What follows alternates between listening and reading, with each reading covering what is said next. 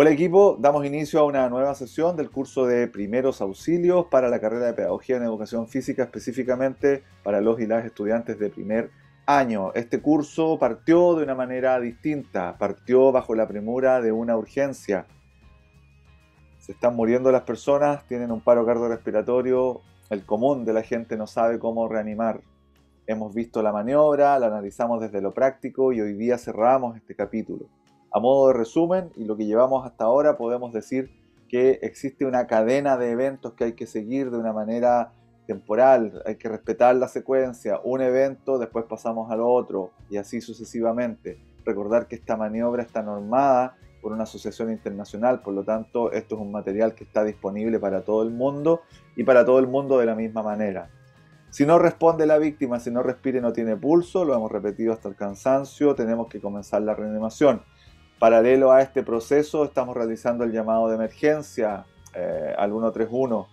El llamado de emergencia tiene ciertas características. La persona que haga el llamado tiene que hacerlo con mucha claridad, dando las coordenadas exactas, pero sobre todo dando a entender que la situación es grave, que la persona no responde, que no tiene pulso y que no respira.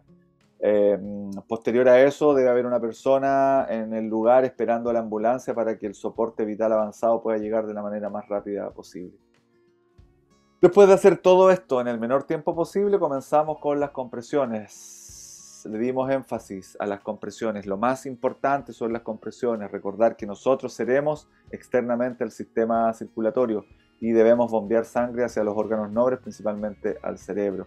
30 compresiones a un ritmo de 100 a 120 compresiones por minuto. Para eso hay una lista de canciones en Spotify que ya se las envié para que puedan dimensionar cuál es el ritmo al cual deben trabajar. Posterior a eso, y de manera opcional, dependiendo mi nivel de capacitación o cómo se dé la situación, aplico 2 ventilaciones, recordando la maniobra frente-mentón, ¿no es cierto?, generando esta extensión de cuello para poder dejar permeables las vías aéreas, luego de haber chequeado que las vías aéreas estén permeables.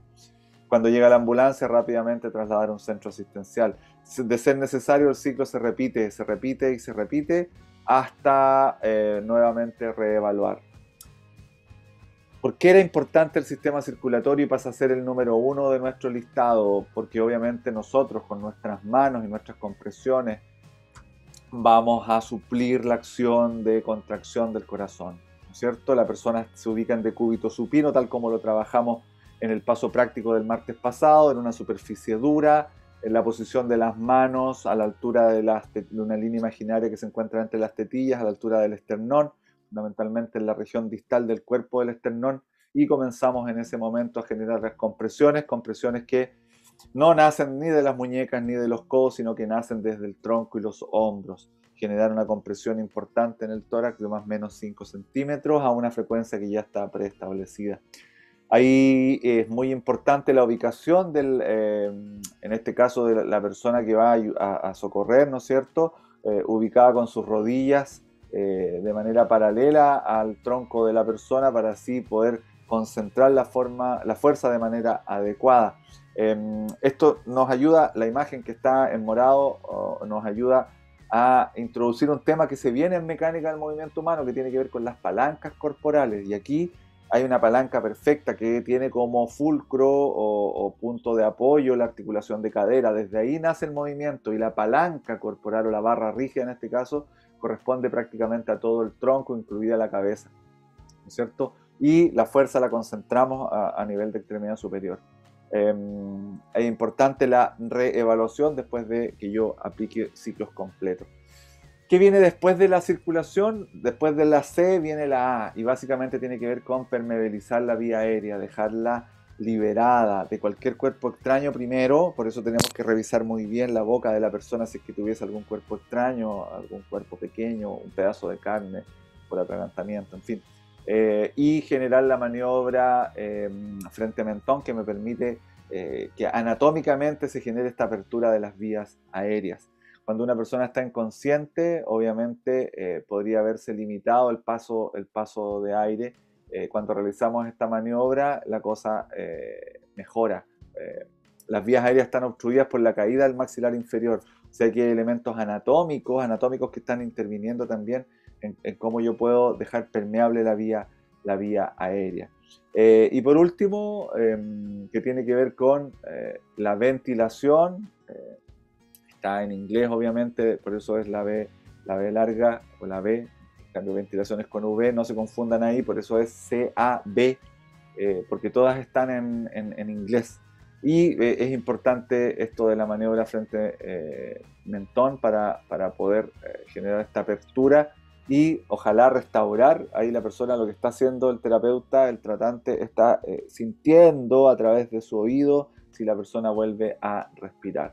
Recordar que si la persona no ventila, lo podemos apoyar con 2 ventilaciones en la medida que tengamos la expertise en el tema. Básicamente cada ventilación debe durar 1 segundo y debe ser de boca a boca. Para eso tenemos que pinzar la nariz, porque si no, obviamente, como las vías están conectadas, se escapa todo lo que nosotros ventilamos, tapamos nariz y el efecto de ventosa entre boca y boca para que no se escape obviamente el aire. Observar que se eleve el tórax, por eso es súper importante como yo estoy mirando y visualizando el tórax. Inhalar, obviamente, yo como terapeuta, antes de ventilar para no quedarme corto de aire. Esta postura es importante porque yo lo que hago es, primero, maniobra frente-mentón, pero también lo que estoy haciendo es observar el tórax. Recuerden que cuando yo ventilo, el tórax se infla. Perdón, de hecho, uno de los fantomas que teníamos, el más grande, estaba dentro de la maleta. Ese fantomas, cuando uno realiza de manera correcta la maniobra de ventilación, también se infla el tórax. Por lo tanto, y a modo de resumen, la reanimación cardiopulmonar frente a un paro cardiorrespiratorio requiere de esta frecuencia: 30 compresiones por 2 ventilaciones, hacer 5 veces esa secuencia, ese ciclo y reevaluar. Hasta ahí todo bien. Tratamos a una persona adulta, simulamos con una persona adulta, pero ahora tenemos que tener ciertas consideraciones. Ahora, ojo, no es que cambie dramáticamente lo que vamos a hacer en términos de las compresiones, de la frecuencia, de la intensidad, en fin, eso no cambia, pero hay situaciones que sí tenemos que adaptarlas al tamaño de la víctima. En este caso, cuando damos reanimación cardiopulmonar a un niño o niña de 1 a 8 años, tenemos que tener esas consideraciones. En la imagen se observa que la maniobra de compresión se da con una mano, que básicamente obedece a la regulación de la fuerza. En el lactante la cosa es distinta. A diferencia de adultos y niñas, usaremos tan solo 2 dedos y no el talón de la mano, porque esto puede ser demasiado traumático y nos permitiría no poder regular los niveles de fuerza. Hay que elegir los 2 dedos de su mano, que sean de tamaño similar, habitualmente es índice y medio o medio y anular, lo más cómodo que a ustedes les quede. Estos 2 dedos se deben posicionar en el centro del pecho de la víctima, a la misma altura donde lo estábamos haciendo con una persona adulta. Lo único que cambia es el nivel de profundidad.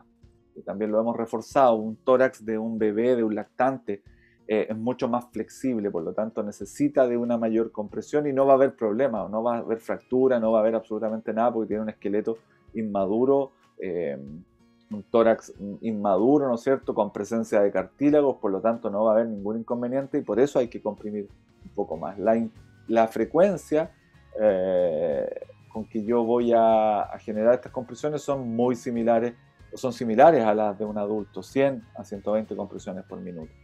Lo mismo en términos de ventilación, con la boca del lactante se debe cubrir tanto la boca como la nariz del lactante, porque obviamente es un espacio más reducido.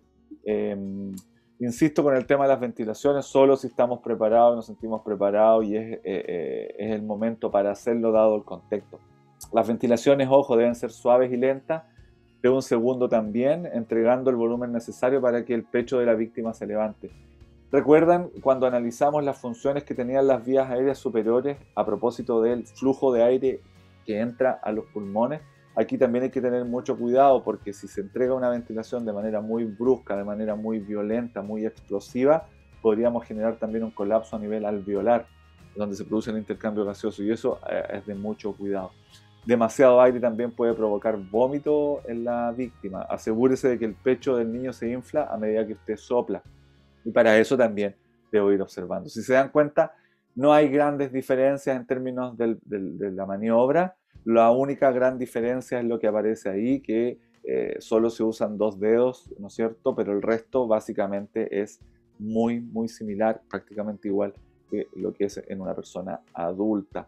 Eventualmente también se podría hacer con el bebé en brazos, ¿no es cierto? Colocándole el contrafuerte el otro brazo para poder generar las compresiones, pero es exactamente lo mismo. 30 compresiones por 2 ventilaciones. Este es un elemento sumamente importante que yo creo que todos se lo preguntan, ¿hasta cuándo debo realizar esta maniobra? Estoy mucho tiempo, un par de minutos, horas, ustedes dimensionaron y se dieron cuenta y lo pudieron vivir en primera persona. Hacer un ciclo completo ya es cansador, hacer 5 es tremendamente desgastante. Entonces, cuando te hablan y te dicen, no, tú tienes que hacer la maniobra hasta que llegue la ambulancia con el soporte vital avanzado. Eso estamos hablando de 10, 15 minutos al menos en promedio en una ciudad como la de Osorno. Desconozco cuáles son los tiempos exactos con que llega la ambulancia a una urgencia de este tipo, pero ya son varios minutos y eso implica hacer la maniobra todo ese tiempo hasta que llegue el soporte. Entonces, hay 3 elementos que son importantes que nos permite decir hasta cuándo. Lo primero, hasta que la víctima, y eso es lo que todos esperamos, comience a respirar.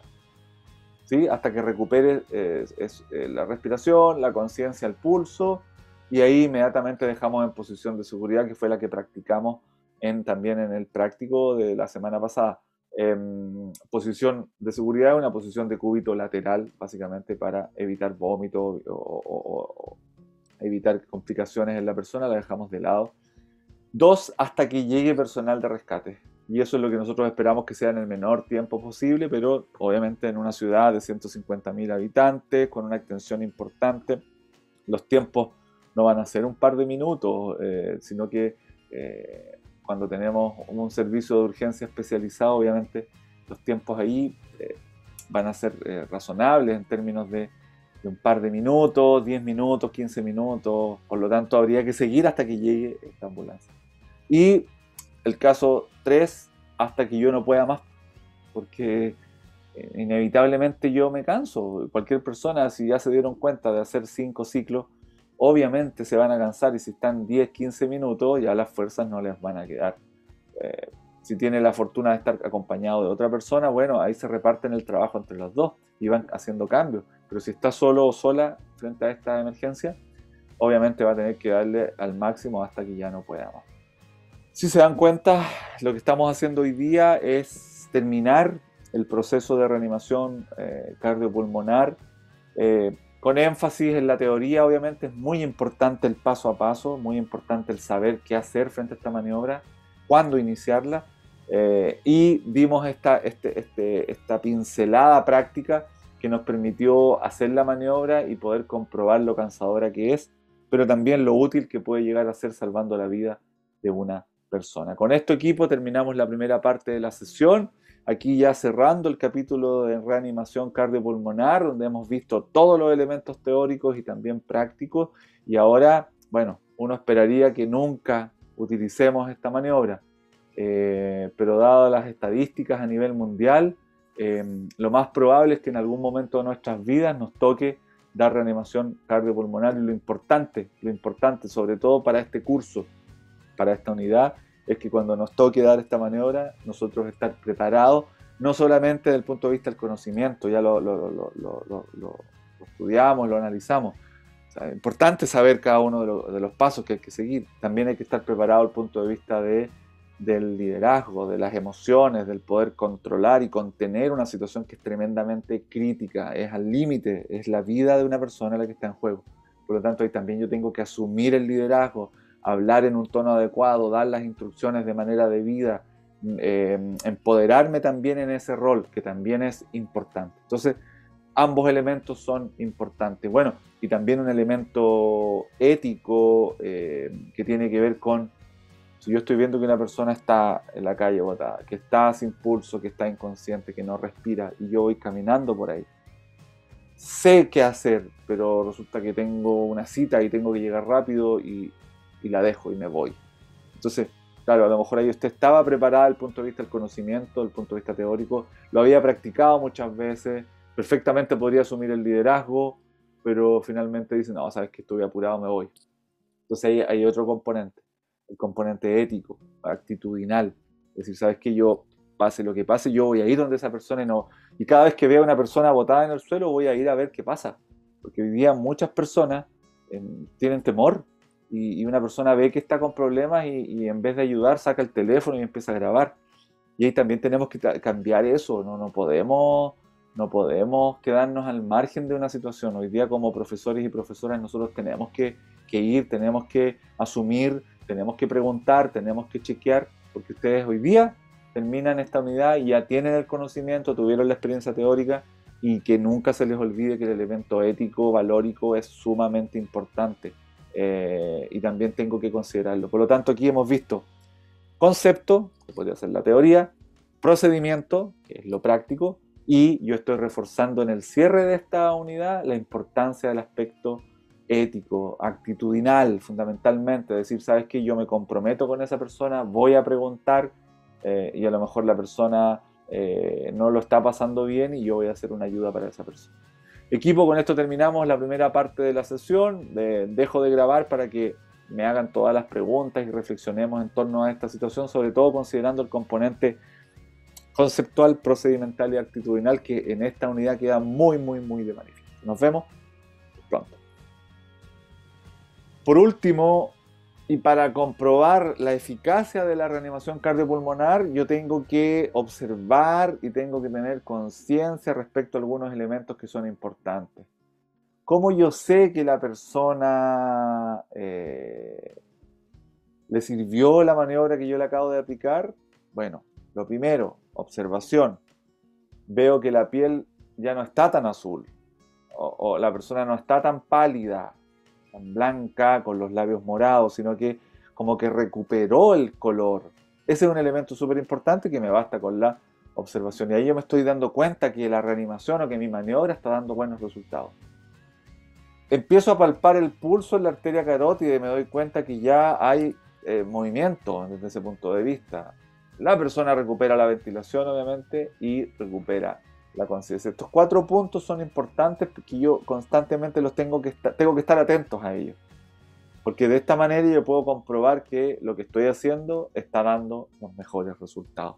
Con toda esta información, equipo, estamos cerrando esta unidad de reanimación cardiopulmonar y espero que ahora, tal como ustedes lo señalaban en el proceso reflexivo que tuvimos anteriormente, cómo este mensaje, cómo este concepto es transmitido en sus entornos. Primero, en sus contextos y entornos familiares, cómo ustedes en su familia invitan a la conversación respecto a estos temas, ver cuántos integrantes de su familia están preparados, revisar protocolos, qué haríamos si pasara esto en nuestra casa, qué haríamos si pasara esto con una vecina, un vecino, y después ir ampliando ese contexto al ámbito laboral, al ámbito de amistades, para que todos y todas en algún momento estén preparadas. Así que la invitación ahora es no quedarse con esta información, sino que también promoverla, compartirla, para que más personas estén capacitadas para enfrentar una situación límite como esta.